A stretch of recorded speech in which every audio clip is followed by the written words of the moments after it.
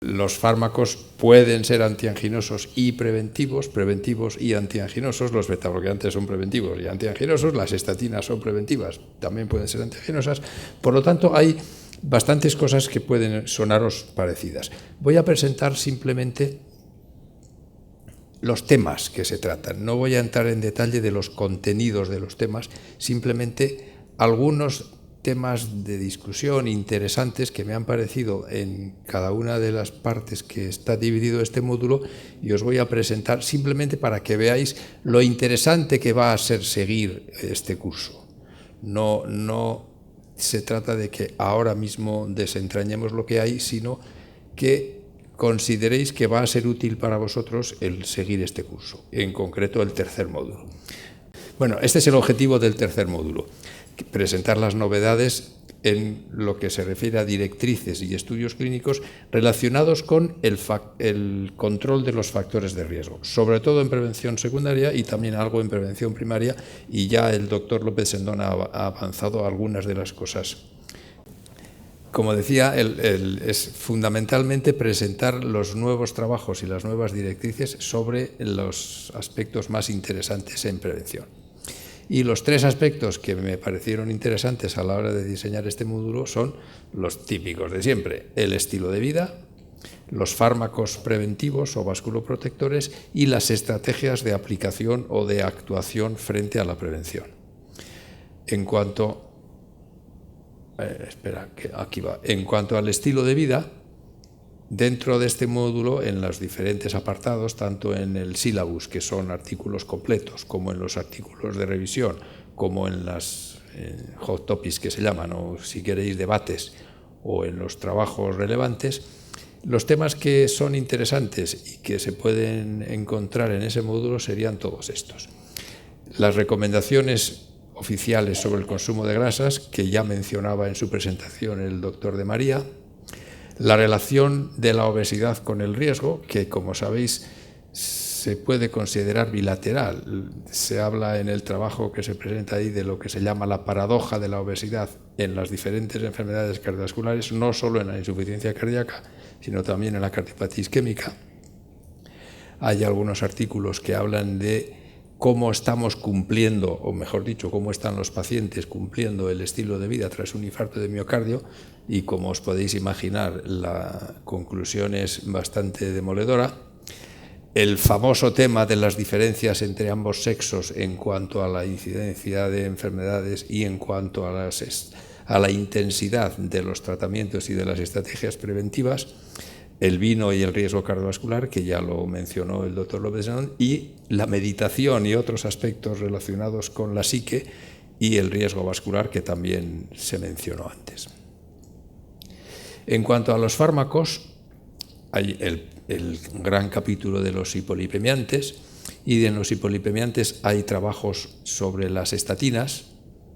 Algunos ya mencionó también el doctor López Sendón, pero también hay un trabajo en el que se habla de las limitaciones de uso de las estatinas o las dificultades que se encuentran para conseguir las dosis y los tratamientos estatínicos correctos y alcanzar los objetivos perseguidos.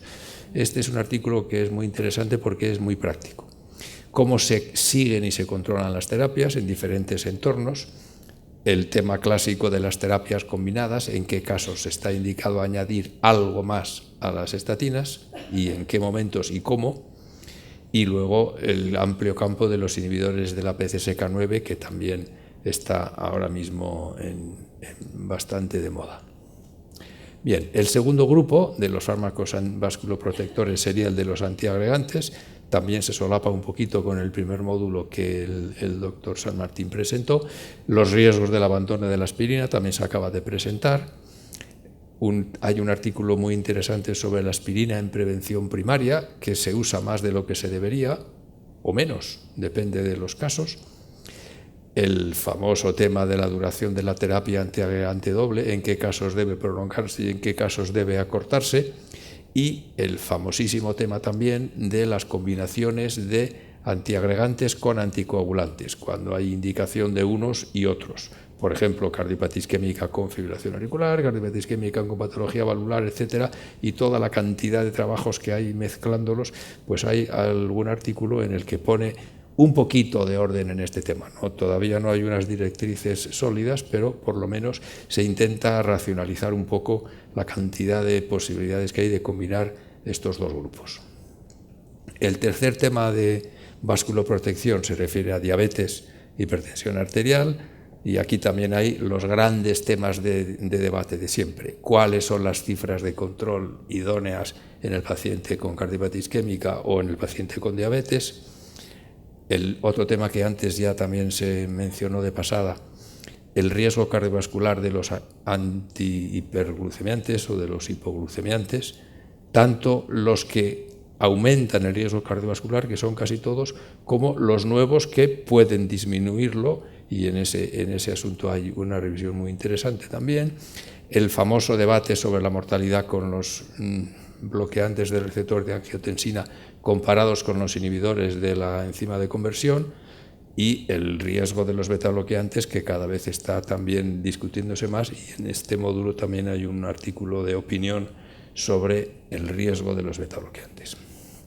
Y finalmente, el tercer gran subcampo dentro de este volumen 3 sería el de las estrategias de aplicación o las estrategias de actuación preventiva.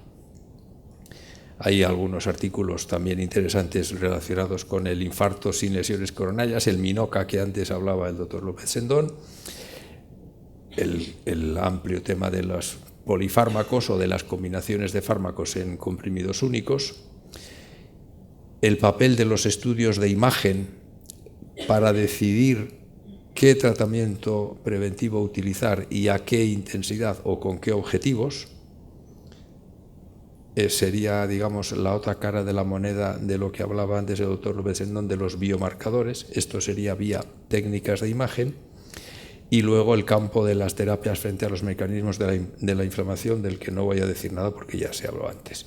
Y con esto termina el tercer módulo, como veis, lleno de temas interesantes, lleno de, no iba a decir doctrina, pero sí lleno de datos muy útiles para la práctica y para hacernos pensar, porque como sabéis en medicina y en cardiología casi nada hay resuelto, y cuando resuelves una cosa se te lían otras tres más.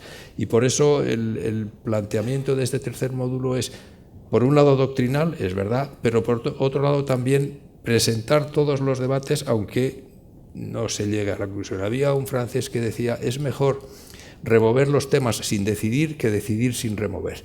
O sea que esa es un poco la idea de este módulo, de los otros dos también, lógicamente, pero en el tema de la prevención, sobre todo, porque eso sí que es individualizado. Ya se acabaron las guías y las doctrinas que valen para todos. La prevención, ya lo ha dicho antes el doctor López Sendón y yo lo remarco, es exclusivamente individual, y esa es la idea de este módulo. Bueno, yo creo que con esto ya tenéis bastante idea del módulo.